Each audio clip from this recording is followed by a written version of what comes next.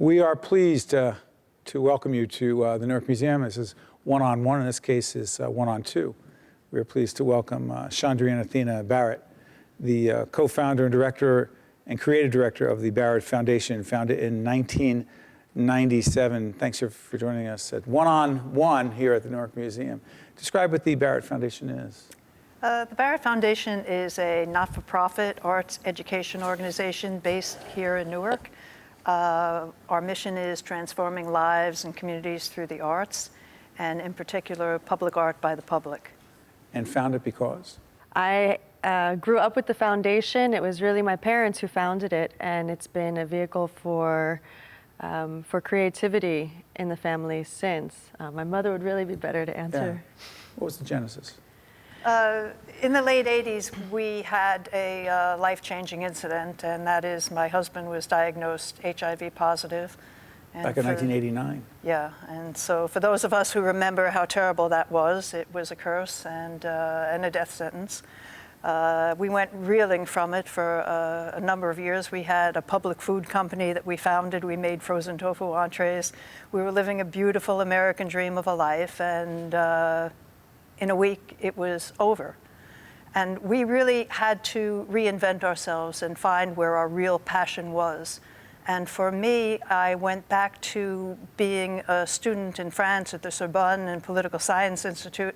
We had 2 young children. I wanted them to experience the opening of mind and heart that I had experienced, and other children as well. And so the original genesis of the Barat Foundation was a summer language, art, culture immersion program in France. And that program still exists. We actually founded ourselves as a not-for-profit so we could take underserved students with overserved students. When we first started doing the program, our students were wealthy, Park Avenue, hedge fund kind of kids, which is wonderful. What about today? Today, we've taken some 60 students from Newark on full scholarships. They've all gone on to college, and for those of us who know the statistics in Newark, that's an amazing statistic. So that program is still alive and well, and this year we're changing our direction a little bit, and we're going to Iceland on a filmmaking expedition. Extraordinary.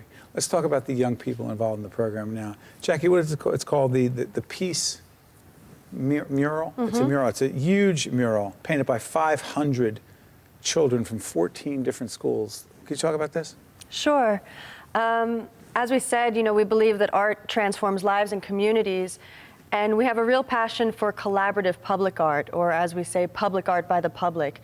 So this mural was an incredible collaboration between the Newark Interfaith Coalition, which is a rabbi, an imam, a Protestant priest, and a Catholic priest, teamed up with us to find how to create a public statement about supporting our children. That this was something we could all agree that we needed to do. So we collaborated with them. We were the creative part of it and came up with this mural design. We had to call out a worldwide call. It wound up being a New Jersey artist that was chosen by the community panel. And the mural was painted in 13 different schools with over 500 students. So our concept is really, we want the young people of the city to have their hand directly on the renaissance of the city and to see themselves reflected back to them in a real successful and beautiful way. Talk about the Peace Pledge. What is that? Well, when we go into a community, usually schools, we go in with a curriculum. And for the Piece Mural, and the Dalai Lama was coming to Newark, we wanted the children to understand a little bit about Buddhism, a little bit about the Dalai Lama, and we put together a peace pledge for the students to work on and think about. Want to take a look at it? Yeah, that would be great. Take a look at it, you can talk about it. This is the Peace Pledge.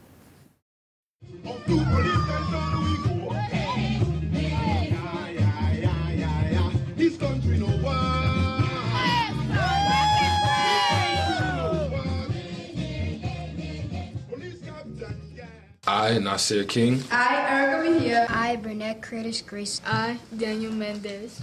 I, Rowena Nitima. I, Devin D'Amico. I, Christiane Beljour. Do solemnly pledge to do my best to promote peace within myself I hereby dedicate myself to promote nonviolence, The furtherance of human rights, spiritual values, and the inherent dignity of all human beings. It's powerful. Yeah, it's really powerful. And so we had 500 children. Each child got a peace pledge, and then we have a peace pledge, which is being donated to the New Jersey Historic Society. Yeah, so 500 of their pledges to go there. And the process, I worked with a lot of the students on it. It was just incredible to talk about who the Dalai Lama is. No one really knew Sure. who that was. Talk about what is peace? It's something we talk about, we want. It's an ephemeral thing, but really, where does it start? And talk about meditation and stillness. And, we, through the act of painting, and we had 190 panels that were all numbered out. It was like, okay, all we have to think about is putting the blue in this space. That's all that exists right now. That's all that matters. And I said, that's really a luxury. You don't have to think of anything else right now, and that this is what peace is. And even some of the most difficult students I worked with, students that are in gangs and used to being really tough, I said, okay, you want to be tough? You want to be a ninja? Like a ninja is focused, fully in the moment. So that's all we need to do that. And every time we practice that ability to be fully in the moment, we are bettering ourselves so that whatever your gift is, whatever your talent is, you're gonna just sharpen that ability. They got it. And it was amazing, and they were there, and they got it, yeah. Can we talk about the elephant in the room? Oh, well, the elephant in What the is room. that called? It's a baby elephant. It's an animodule. An animodule. An animodule, which is from the words animate and modular. They are modularly created sculptures. They are a Newark original art form. Really? Yeah, the designer who came up with the initial concept is Terry Bruin. She is a Newark school art teacher. She's now at Science Park High School. And when we first saw this concept that Terry had created, it was 18 inches high. And We're looking at bigger pictures right there. This is wild. and it was a sculpture called My Mother's Wings, which was a testament, ironically enough, to a mother who had died of AIDS. And we saw these two flat planes just notched simply together so they would stand, and we thought, wow, could we do that 8 feet tall? And we found Terry, and she said, why not? And that was the birth of the Animodules. And essentially what it is it's taking something lifeless and giving it life. And each one of them is unique because each one of them is a totem to the community that created it. They're created by the students, they're designed by the students, they're painted by the students with an artist in residence that is more a facilitator than the artist. We want the ideas to come from the kids, we want the concepts to come from the kids, so they really own it. And they're all over the city now. So it's also at the Newark Airport, Newark International Airport. Let me ask you, what does it do for these young people, in your opinion, to be so involved in such a powerful artistic experience? Every time I go into a class, it's so typical. We'll be drawing for drafts, and students, 80% of the time, do this. They crumble it up. They go, oh, this was horrible. I'm no good at this. I can't do this. I can't do this. So when we put ourselves within a collaborative space, we don't really have the luxury to just throw things away. Suddenly, we're responsible to each other. That's right. And then when they understand that they get to speak for themselves. So this is, okay, well, what does it mean to be a student here? What does it mean to come from your home, to come from your... So it's it opens up okay, what does this mean? All of this happens under the umbrella of the Creation Nation, which is really the name of our Public Art by the Public programming. Creation Nation. Creation Nation. And so I also ask the students, I ask all my classes, well, define those words. What is creation? What is nation? And then those definitions, they begin to see themselves. Art is a way that we can come out of ourselves to see ourselves. By the way, sorry for interrupting. Take a shot of this, put it on the screen. That's the Peace Parade? That's the Peace Parade. What is this? I got only 2 seconds left. What is this?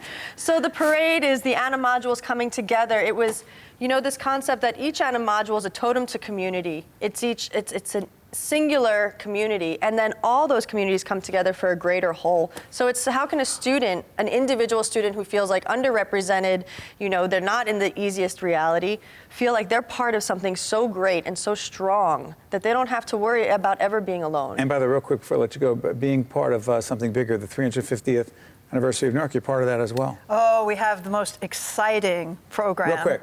We have 5 modules that will represent the history of Newark, and this time we are working with students as normal, but we're also working with senior citizens. That's great. And the seniors working with the students together is really an incredibly beautiful thing. Well, you're doing important work since 1990. 7. Keep it up, Chandri and Athena Barat, the Barat Foundation. Thank you for joining us here. One-on-one, in this case one-on-two, well deserved, and at the Newark Museum. Thank you very much. Stay with us. We'll be right back right after this. One-on-One with Steve Adubato has been a production of the Caucus Educational Corporation, celebrating over 25 years of broadcast excellence.